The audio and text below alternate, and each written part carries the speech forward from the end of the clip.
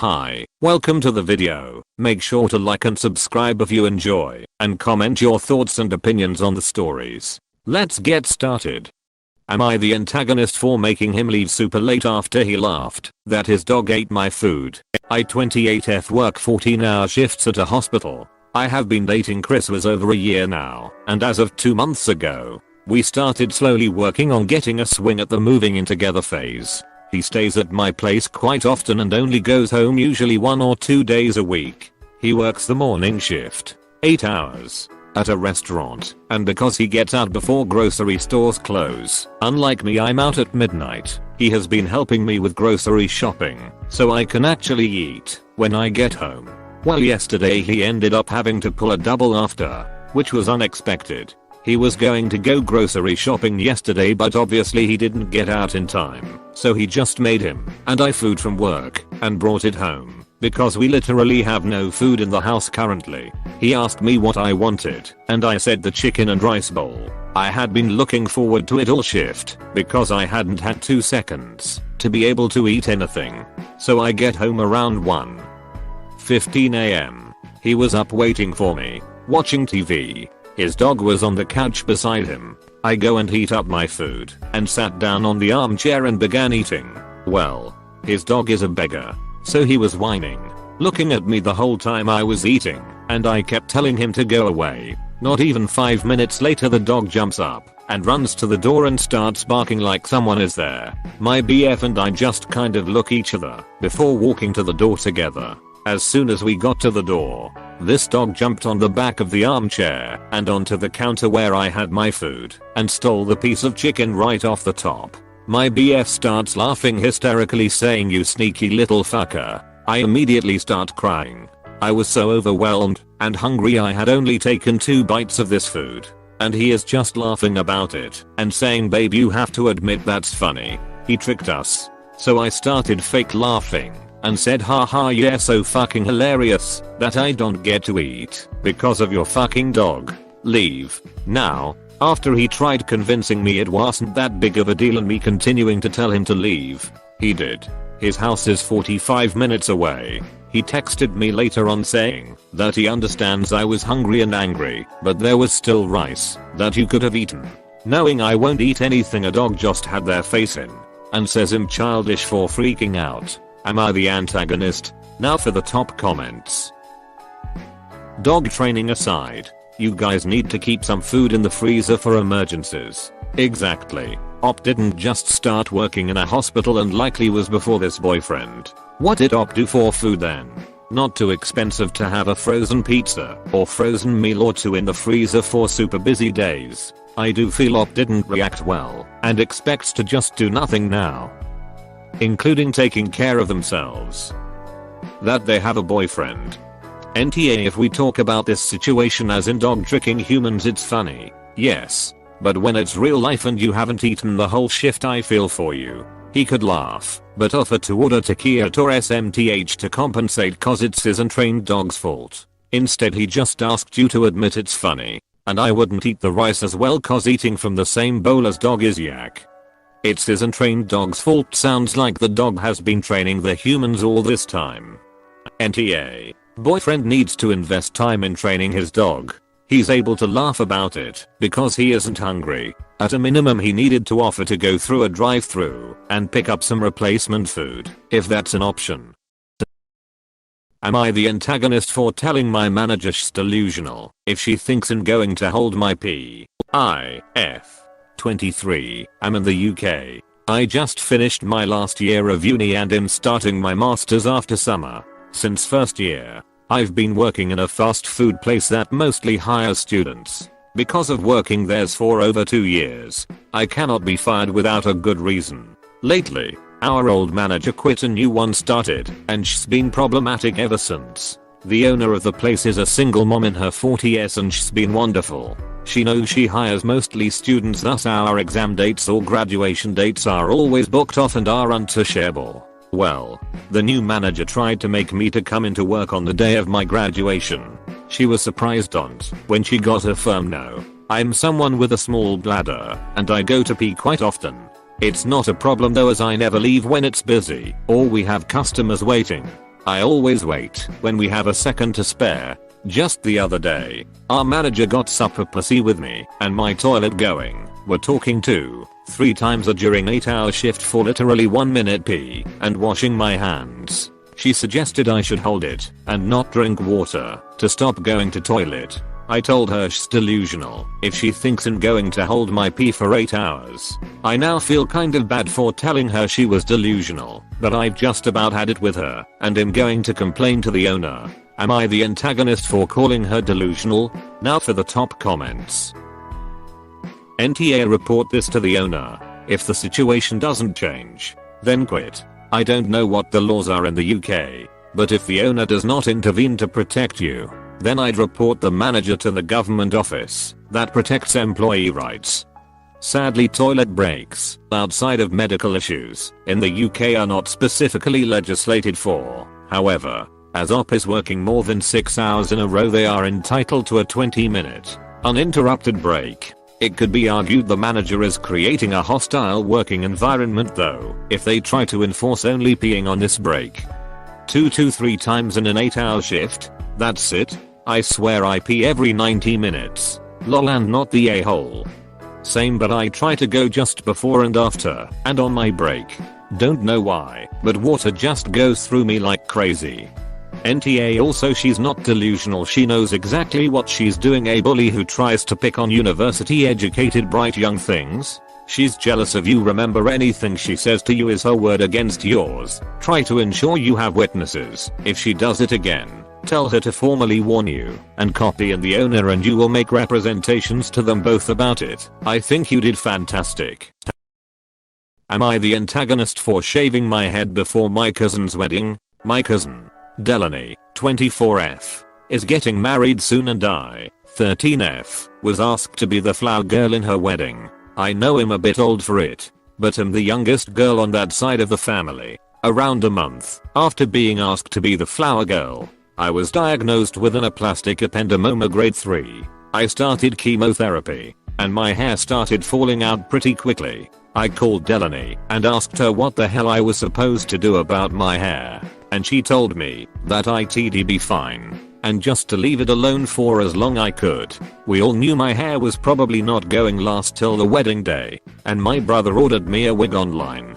The wig looked a lot like my actual hair.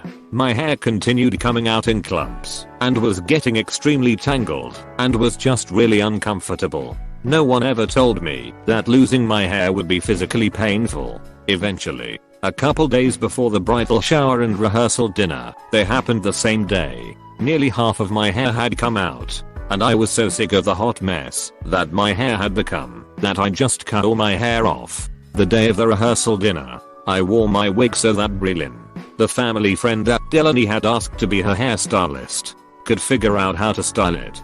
Delaney walked in as Bridal was showing me how to use wig glue, and absolutely lost it. She asked me why I didn't have hair, and I told her I have cancer. I lost my hair, but she kept berating me, and eventually I admitted that I had shaved my head because of how awful my hair looked. She called me a selfish brat and said that I didn't have her permission to do anything drastic with my hair before her wedding. Now for the top comments. NTA, I'm sorry about your cancer. I don't know why weddings make people forget their humanity. Op should tell her parents what happened, and hopefully they will stick up for her. I bet the family friend slash stylist was appalled at what the bride was saying to Op, and I wish she spoke up about it for Opus. Op, if you need someone to verify your story, ask the family friend, because she seemed genuinely happy to help you figure out wigs, which I bet look fabulous on you. You are not some centerpiece. You are a human being with a lot on her plate right now and probably in a lot of mental and physical pain. Op, your cousin does not own your body or hair. You need to speak up to your parents about it, and even other family members. If people start asking questions, tell them you were yelled at for losing your hair, cutting off the rest because it was painful, and deciding on putting on a wig instead for the wedding, and your cousin lost their shit on you for it. If you can skip the wedding, I would. Op, she doesn't deserve to treat you like that. Definitely not the a-hole. Your cousin is an awful person. She really is. But where the hell are Op's parents in this mess? They should have put their bratty niece in line well before it got to this point. NTA. She is a selfish and cruel Bridal. Tell her that if she cannot understand what you are going through, then you cannot be part of her wedding. Not the a-hole at all.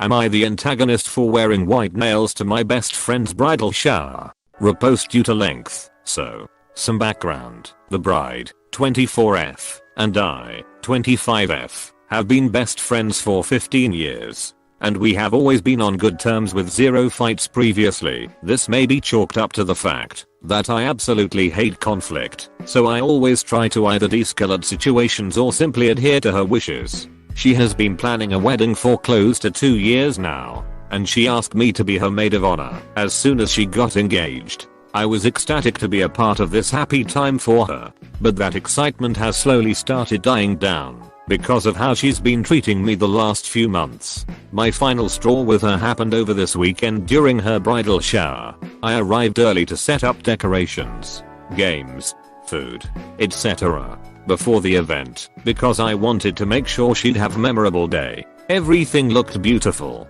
and when my best friend got there, she looked thrilled until she saw my white nails. I could see she was staring at my hands and making a face, but she initially brushed it off when I asked what was wrong. We started to get ready for some fun bridal games when my friend pulled me aside to have a private chat.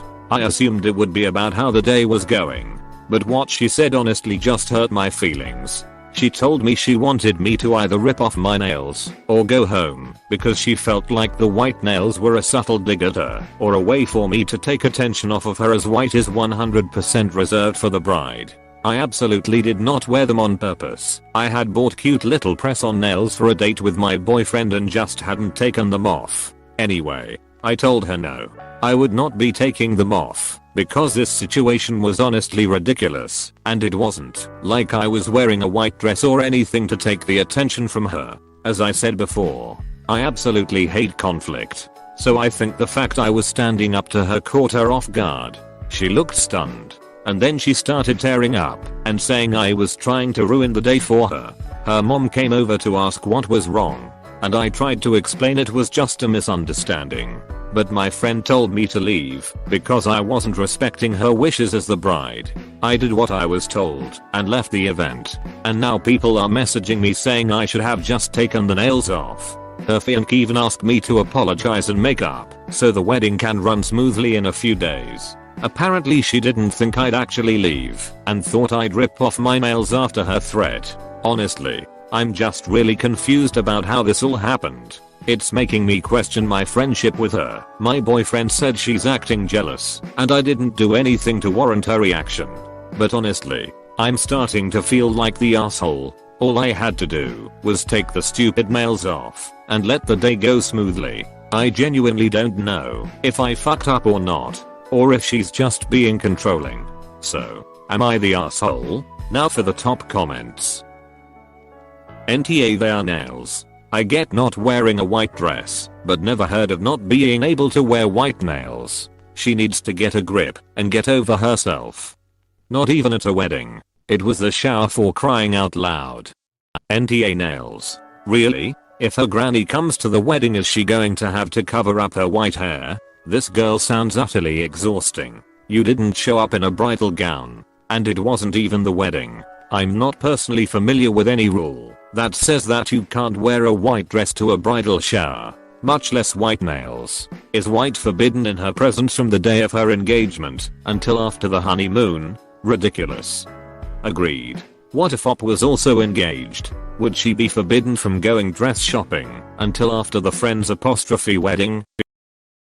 Am I the antagonist for ruining my nephew's birthday? My nephew's birthday dinner was at Outback Steakhouse, and my autistic daughter has many food sensitivities. I looked up the menu and asked if she could eat anything on it. She said no, and asked if she could prepare her own food. I said she could, and asked her to keep it simple. She said she would make a hummus and pesto sandwich and apple slices. I said that was fine. I put the food in Ziploc bags in my purse. At the dinner everything was fine at first. We all ordered drinks. I got a Coke and daughter got an Arnold Palmer. When it was time to order food, I got the steakhouse salad and asked for an extra plate, and my daughter very non-obtrusively declined to order. She was so quiet and calm that the rest of the party didn't notice. When food arrived, I quickly put my daughter's stuff on my extra plate and slid it over to her. Since she was eating off the restaurant's plates, it was hardly noticeable that she wasn't eating restaurant food. My sister, however, saw what I did and got angry. She told me to order my daughter an entree. I said she was fine. Sister got louder and drew the whole table's attention. I tried to divert attention by asking BL's mom about her garden, but sister got even louder and told me to stop making a scene and that this was her son's special day and my daughter wasn't going to be the center of attention on son's special day and I needed to stop acting like the world revolved around her. She got so upset that her face turned red, and a waitress came over and asked for our table to quiet down because we were disturbing other tables. I just collected my daughter and left. My sister texted me a bunch of abuse and a Venmo request for $50. I know a salad that I didn't even get to eat most of, and 2 soft drinks wasn't $50. So I sent her $20 instead. She's mad as hell. My brother said that sister was tired of it being always something with my daughter, and even though sister way overreacted, I instigated and should have left her home if she can't handle a restaurant. But, to my mind, she did handle the restaurant. She didn't make a scene. She just didn't eat their food. Why couldn't everyone just eat their food and ignore my daughters? Now for the top comments. NTA, your sister sounds unhinged. You literally did nothing wrong or anything to steal the spotlight from your nephew. Your sister did that all on her own. I'm wondering if we are missing some info. That's a way over the top reaction to something. Does nephew get overshadowed a lot at other family gatherings? Was your invite a pressure invite from your family? Do your parents spend equal time on both kids? No shade to Op. She may not even know that it's happening. Your parents may be unintentionally doing this, and it's easier for your sister to blame you. It's worth a calm and grown-up discussion about why she lost it. If it's all fair and both kids get special time, then NTA. NTA, it wasn't a scene until your sister made it a scene. Sister has some personal issues she needs to acknowledge, lol. Sadly though, these kinds of people will never see that they're in the wrong. It's honestly pathetic. Am I the antagonist for saying no to being adopted when my siblings and step-siblings said yes? I'm 16F and I have a sister and a brother who are 9 male and 8F. My mom is married to John, who has a son 11 male and a daughter who is 9F. My dad died while my mom was pregnant with my sister. She met John 2 years later, and they married quickly, 7 months after meeting. The other 4 kids consider mom and John as their parents. My sister is especially close to John and calls him dad 100% of the time, and considers my dad to be my dad and not hers. My brother is a little more mixed, calls John dad, but does ask about our dad at times, and does keep a photo of him in his bedroom. John and my mom wanted to do a big adoption, where he adopts us, and she adopts his kids, and then our last name changes to his. The other 4 kids are on board for this, but I'm not. It's been a 2-year discussion of sorts. COVID meant they couldn't proceed for a while, and then, when they looked into it, they learned I would not be adopted and my name wouldn't be changed without my giving the go ahead. For almost a full year now they have tried everything from therapy to bringing it up in front of other family members, so I will accept. I told them I was not going to agree, so they filed for the 4 adoptions and 2 name changes to happen. They feel the whole thing was less special and had a sour note to it because I was not included in the adoption and name change. My sister was so mad at me for making her dad upset. John's kids hate me for rejecting their dad. My brother was more upset that the whole thing was such a focus. Really, my mom told me the moment was almost perfect and I was the reason it wasn't. She told me letting John be my new dad was in no way replacing my dad, and that I was going to regret it when I'm the one who's the odd one out in the future. I told her I already have been, because I'm the only one who doesn't say mom and dad for her and John. I'm the only one who has memories of the parent I lost, and I'm the one who had to be hounded by it forever. John told me he's sick of my shit, and he hopes I regret this decision in a few years' time, because he won't offer again. I told him I didn't want him to offer again. Am I the antagonist? Now for the top comments. NTA. He isn't your dad. You don't want him to be your dad. The fact that your mother and stepfather are putting this amount of pressure on a child is ridiculous. That last line. 2. Sick of your shit because he can't force you to take his name? No sir. That is not the kind of man I'd ever want to call dad. Not the a-hole.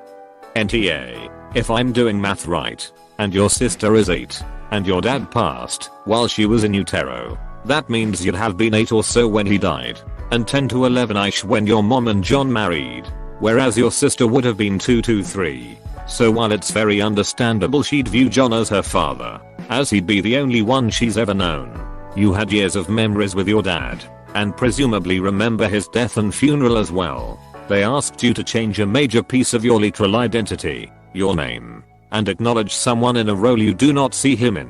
John is your dad. It's very sad your mother pushed so hard for you to participate in this mess. You got your math right, and yeah, it's a lot of the reason why my siblings consider him dad. My sister especially. I worry I will lose her over this ultimately, but all I can do is hope I won't. Hope that she will understand one day. NTA. Geez. Your mother and John are ridiculous. They are more interested in appearances and creating their perfect moment than they are in your what's best for you and your well-being.